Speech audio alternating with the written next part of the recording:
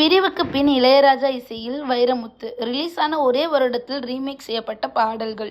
தமிழ் சினிமாவில் குறைந்த படங்களில் இணைந்து பணியாற்றியிருந்தாலும் இளையராஜா வைரமுத்து கூட்டணியில் வந்த பாடல்கள் அனைத்துமே ரசிகர்கள் மத்தியில் நல்ல வரவேற்பை பெற்று காலம் கடந்து இன்றும் நிலைத்திருக்கிறது.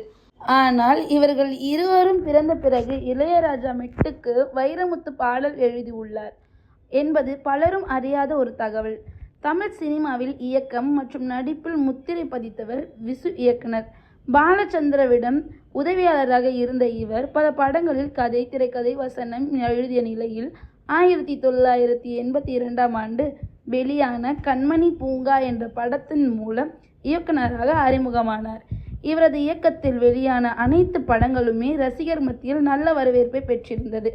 அந்த வகையில் வெளியான ஒரு படம்தான் சம்சாரம் அது மின்சாரம். 1986ஆம் ஆண்டு வெளியான இந்த படத்தை ஏவிஎம் நிறுவனம் தயாரித்திருந்த நிலையில் விசு, பாண்டியன், ரகுவரன், லட்சுமி மனோரமா உள்ளிட்ட பலர் நடித்திருந்தனர். சங்கர் கணேஷ் இசையமைக்க வைரமுத்து அனைத்து பாடல்களையும் எழுதியுள்ளார்.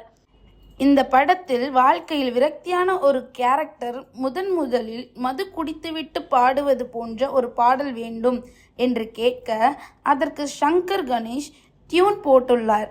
ஆனால் எந்த டியூனும் விசுவுக்கு திருப்தியாக இல்லை. ஒரு கட்டத்தில் இந்த பாடல் மாதிரி போடுங்கள் என்று சொல்லி விசு ஒரு பாடலை சொல்ல, இது மாதிரி என்ன, இந்த டியூனையே போட்டுக்கொள்வோம் என்று கூறியுள்ளனர். விசு சொன்ன பாடல் படிக்காதவன் படத்தில் வரும் ஊரையே தெரிஞ்சுக்கிட்ட என்ற பாடல் முழுக்க முழுக்க சோக பாடலாக இருக்கும். இந்த மெட்டை சற்று காமெடியாக பாடலாக மாற்ற இளையராஜா ஒப்புக்கொள்வாரா என்று சந்தேகம் எழுந்தது. படத்தை தயாரித்த ஏவிஎம் சரவணன் இளையராஜாவிடம் பேசி சம்மந்தம் வாங்க அந்த மெட்டை எப்படியோ பாடியுள்ளனர். 1980ஆம் ஆண்டு வெளியான படிக்காதவன் படத்திலும் இந்த பாடலை வைரமுத்து தான் எழுதியிருப்பார். அந்த வரிகளை அப்படியே பயன்படுத்தி இடையில் உள்ள வரிகளை மாற்றி அமைத்து இந்த பாடலை எழுதியிருப்பவர் இளையராஜா.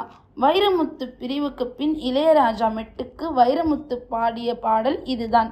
இதை பற்றி உங்களோட கருத்து என்னன்றதை மறக்காமல் கமெண்ட் பாக்ஸில் கமெண்ட் பண்ணிவிடுங்க. லைக் பண்ணுங்கள், ஷேர் பண்ணுங்கள், சப்ஸ்கிரைப் பண்ணுங்கள்.